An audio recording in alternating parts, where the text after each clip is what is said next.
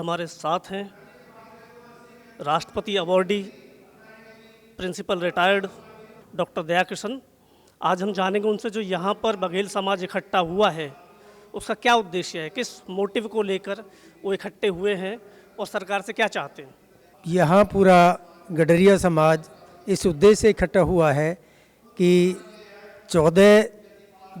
2014 में भाजपा ने अपने घोषणा पत्र में ये वादा किया था कि गडरिया समाज को एससी में हम लाएंगे, लेकिन बार बार प्रतिवेदन देने के बावजूद और 2016 में एक सम्मेलन में मुख्यमंत्री द्वारा घोषणा करने के बावजूद भी आज पूरे 5 वर्ष लगभग हो चुके हैं, अभी तक हमारे समाज को, गडरिया समाज को एससी में नहीं किया गया है।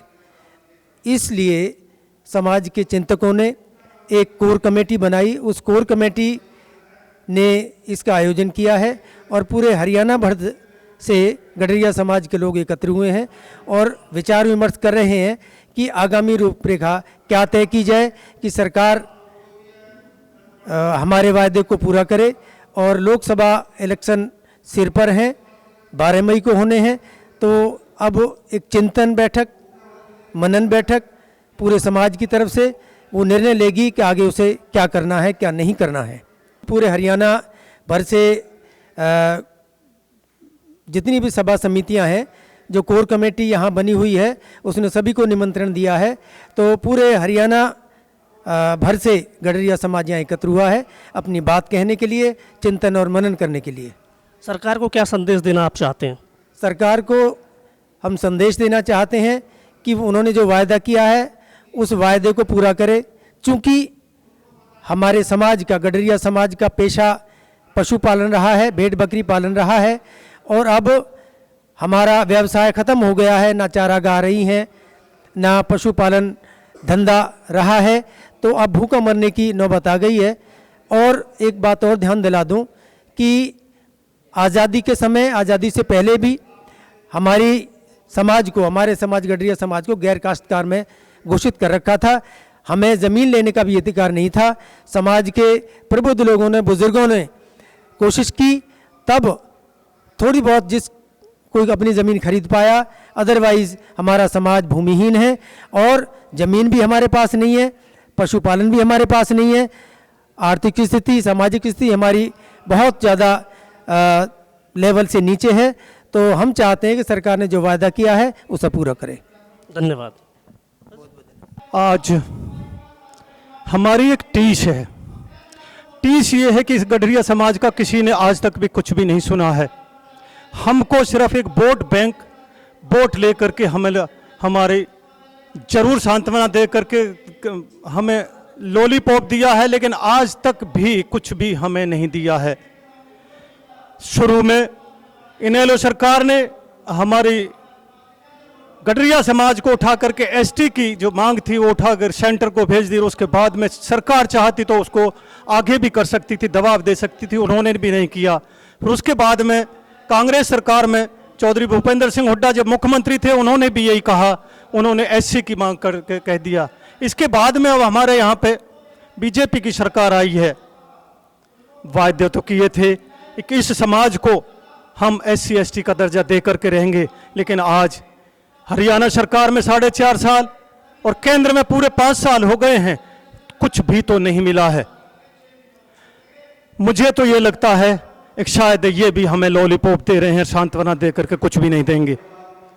हम तो एक ही है कि अब समय आ गया है कि उठ करके हम सब एक हो जाएं, और जब तक हमारी मांग पूरी ना हो, जब तक हम ना तो किसी दल को ज्वाइन करें और ना ही किसी को सपोर्ट करें, हम सपोर्ट उसको करेंगे जो हमारी बात को सुने। इस बीजेपी सरकार से बहुत हमारी आशाएं थी, लेकिन जब अभी तक भी कुछ भी नहीं मिला है तो लगता है कि ये भी हमसे वोट लेकर के और कुछ भी नहीं देंगे। हाँ, सेंटर में अभी तक भी ये सरकार है जो कि बहुत ही बढ़िया काम कर रही है। विदेशों में भी इसका नाम बहुत बढ़िया से हिंदुस्तान का नाम ऊंचा किया है। हमें तो बहुत अच्छा लगता है कि हमारे प्रधानमंत्री नरेंद्र मोदी जी को सर्वोत्तम सम्मान मिल रहे हैं विश्व के अंदर, ये बहुत गौरव की बात है। लेकिन इस समाज की किसी ने भी नहीं सुनी, तो क्या किया जाए? सिर्फ हम तो आशाएं बांध करके रह जाते हैं और इनसे गुहार करते हैं कि भाई इस गरीब समाज को, जो कि एक चरवाहा समाज था, एसटी का दर्जा इसे 1950 में ही मिलना चाहिए था। पता नहीं क्यों हमारे हरियाणा में भी एक बहुत बड़ी गलती हुई है। एक होना तो उसको गाडरी चाहिए था, उसको गोडरी कर दिया और आज तक भी उसको बदले नहीं किया। गाडरी का मतलब सीधा गडरिया होता है। अगर वो हो जाता तो हम सीधे के सीधे SC ST के लाभ पा जाते। हमारी तो सरकार से यही विनती है, एक और सरकारों से अच्छी हमें बीजेपी लग रही है। बीजेपी सरकार से हमारी गुहार, हमारी विनती, करबद्ध निवेदन कि ये सरकार हमारी सुने और हमें ST ST का दर्जा दे करके इस गरीब समाज को कृतार्थ करे, क्योंकि इस समाज से गरीब अब कोई भी समाज नहीं रह गया है। ऐसा है जी, जैसे अभी हमारे कर्नल साहब कह रहे थे, उसके आगे मैं बताना चाहता हूँ कि इस पूरे तंत्र में, पूरे हिंदुस्तान की जितना भी जो तंत्र है, जो कहीं भी किसी भी समाज को अपलिफ्ट करने के लिए काम करता है, उसमें हमारी कहीं भी कोई भूमिका नहीं है। आज़ादी के 70 साल हो गए हैं, लेकिन आज बड़े दुख के साथ कहना पड़ता है, हमारा कोई जज, कोई MP, MLA, DC, SDM या कोई भी जो सरकारी तंत्र है, जहाँ से सारा कुछ कंट्रोल होता है, सारा सिस्टम, वहाँ पर हमारा कोई आदमी नहीं है। तो बड़ा दुख होता है। हमारे नौजवान बच्चे बेरोजगार हैं, बड़ा दुख होता है। और हमने इसी सारे उसको देखते हुए हम जो अपने संगठनों में काम करते हैं, और पूरे हरियाणा के अंदर हमारा संगठन है, और आज इस स्थिति में है, सरकार को पता है अच्छी तरीके से। हमने कई कार्यक्रम किए हैं, सरकार को बुलाया है बीच में, उन्होंने कहा है सारा कुछ। तो मैं आपके माध्यम से ये बताना चाहता हूँ कि 8 अप्रैल 2014 को जब हमने साहा के अंदर पूरा अपने गडरिया समाज का सम्मेलन करके भारतीय जनता पार्टी को समर्थन दिया था, तो कुछ शर्तों के साथ दिया था। उनके जो कार्यकर्ता थे, जो उनके पदाधिकारी थे, उनके साथ हमने पूरी शर्तें रख के अपने समाज की कि ये शर्तें हमारी है। हमारे समाज को आज भूख है, क्योंकि उसके पास कुछ है ही नहीं, कुछ भी नहीं है।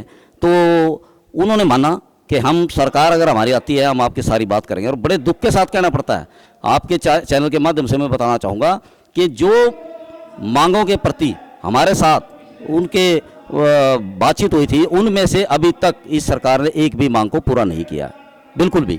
और समाज में बड़ा रोष है।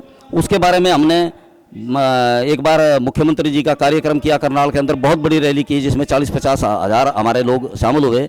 और उसमें CM साहब ने अनाउंसमेंट की कि हम आपके समाज को SC में शामिल कर देंगे, जो मुख्य मांग थी हमारी। लेकिन उसके बावजूद भी उसकी तरफ अभी तक सरकार का कोई कदम नहीं है, और हमें सिर्फ एक वोट बैंक की तरह इस्तेमाल करके यूज़ एंड थ्रो वाला काम किया है सरकार ने। जैसी बाकी की सरकारें थी, जब उन्होंने कोई हमारी बात नहीं पूछी, इस सरकार ने भी वही काम करने का काम किया है। और आज सरकार, इसके प्रति बड़ा रोष है। अभी हम मीटिंग करेंगे, क्या डिसीजन होगा, अगले इन इलेक्शनों में हमारी क्या भूमिका होगी, आने वाले इलेक्शन में क्या भूमिका होगी, हम इस पर विचार करके कोई ना कोई निर्णय आज जरूर करेंगे। और हमारे नौजवानों में बड़ा गुस्सा है कि सरकार, अब देखिए, मैं जैसे कि आपको पता है कि सवर्ण को आरक्षण दिया 10% का, और बिना किसी मांग के, किसी आंदोलन के बगैर, किसी उनकी कोई अथेंटिक बात भी नहीं है। हमारे सारी मांगों के प्रति सर्वे हो चुके हैं, उन्होंने मान लिया है कि इनको इस चीज़ की ज़रूरत है। हम कहीं स्टैंड ही नहीं कर पाते किसी भी उसमें। तो हमारी मांग यही है कि हमें, अगर सरकार SC में नहीं करती, तो इसका खमियाजा इस सरकार को भी, इस पार्टी को भी आने वाले इलेक्शनों में भुगतना पड़ेगा।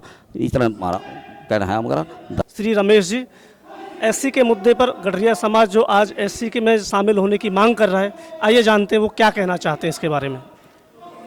देखिए सर, बड़े दुर्भाग्य की बात है, आज जो चिंतन मंथन आप देख रहे हो जिला पलवल में, उसका कारण भी यही है कि बीते 4.5 साल पहले जब बीजेपी संपूर्ण बहुमत से हरियाणा में आई थी, तब सरकार के साथ में समाज का कुछ गठबंधन हुआ था, और गठबंधन में ये बातें तय थी। और आपको एक बात और बताना चाहता हूँ, उनके घोषणा पत्र में ये बात थी कि हम इस समाज को SC में देंगे। SC में समाज आने के बाद में जब सरकार ने घोषणा पत्र में अपने घोषणा की, तब पूरे समाज ने एकजुट होकर के पूरे हरियाणा में संपूर्ण बहुमत की सरकार बीजेपी की बनाई। हम लोगों को बड़ी उम्मीद और आशाएं थी इस सरकार से, लेकिन अब आज जो दौर चल रहा है, आप जो देख रहे हो ये चिंतन मंथन, वो इसी पे चल रहा है कि बीजेपी अपना इस समाज से अपनी वादा खिलाफी ना करे। अगर समाज के साथ में ये लोग, ये राजनीतिक पार्टियां ऐसा करेंगी तो समाज उसी के लिए आज इकट्ठा जो एकत्र हुआ है चिंतन मंथन के लिए, इसी मुद्दे को लेकर हुआ है कि अगर हमें हमारा उच्च सत्ता नहीं दिलाया गया तो भविष्य में हम इसकी आगामी और रणनीति बनाएंगे और फिर हम लोग भी दिल्ली पे जंतर मंतर पर धरना देने का प्रयास करेंगे। उसमें पूरे हरियाणा ही नहीं, पूरे देश के लगभग बहुत ज़्यादा तादाद में हम लोगों को समर्थन मिला हुआ है और यूपी से और कई राज्यों से हम लोग संपर्क में हैं। उन लोगों ने हमारा हरियाणा के लोगों का पूरा साथ देने का वादा किया है और उन लोगों ने हमारे को एक चेतना दी है, जगा रहे हैं कि आप लोग अगर सरकार मानती है तो ठीक है, सरकार का बहुत बहुत धन्यवाद, अगर नहीं मानती है तो उसके लिए थोड़ा संघर्ष भी करना पड़ेगा, तो हम लोग संघर्ष करेंगे और दिल्ली कूच करना पड़ेगा तो हम दिल्ली भी जाएंगे। मैं सरकार से यही निवेदन करना चाहता हूं कि जो सरकार ने वादा किया था, सरकार उस पर अपने वादे पर खरा उतरे और समाज उसको फिर दोबारा समर्थन देने के लिए तैयार है। जो भी मेरी बात सुन रहा है उसके लिए नमस्कार जी।